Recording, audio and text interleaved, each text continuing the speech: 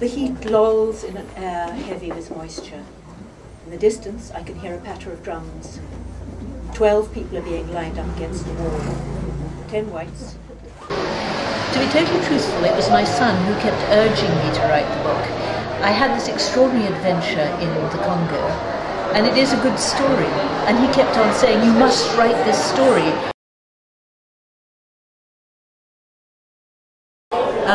My book is about a specific time in history. It's 1963-64, when Patrice Lumumba, the democratically elected Prime Minister, was just after, a short time after, was actually assassinated. And I want to explore what was actually happening at the time, because it was a shock to me. I was very idealistic. I really thought everything was going to be wonderful. And instead it was mayhem. And as I said to you earlier, the white people were there thinking they were still in charge. That was pretty horrible. But I also had a whole lot of lessons to learn myself. And by the end of it, I think I was an older and a wiser woman.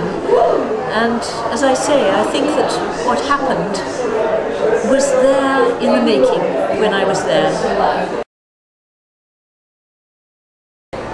If everything is going well, and it doesn't always go well, something else seems to take over. And you suddenly realise that you've said more than you thought you knew. And that's amazing. It's really wonderful when that happens, and you get a huge buzz out of it, which is one of the reasons why it is so therapeutic.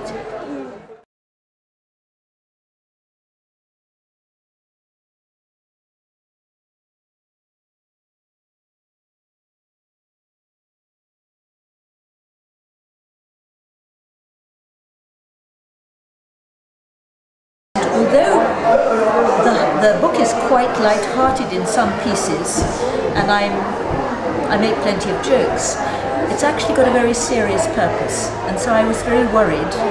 I thought it was not a very nice title.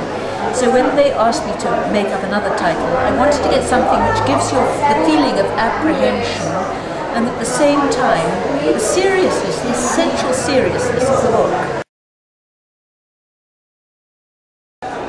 As the most frightful tragedy, absolutely appalling. I keep meeting, I go to South Africa every year, I meet the refugees, and they are victims of terrible, terrible violence, mostly women, of what's been happening in the Congo. But there are some men as well, and it's unspeakable, the violence, and it's all due to greed. And I think that we are partly to blame, because we're very greedy about taking their resources. It's a very rich country, and it's a beautiful country. It's a Garden of Eden.